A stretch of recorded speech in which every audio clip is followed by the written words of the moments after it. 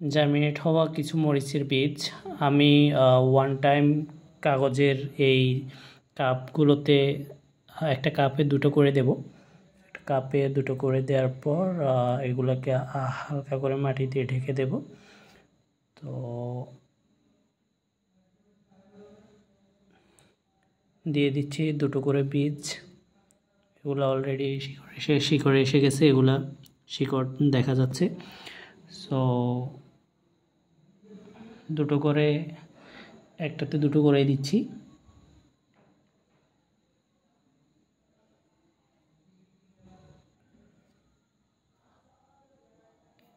এই যে শিকড় সহ দিয়ে দিচ্ছি এগুলোকে হালকা করে আবার মাটি দিয়ে ঢেকে দিতে হবে।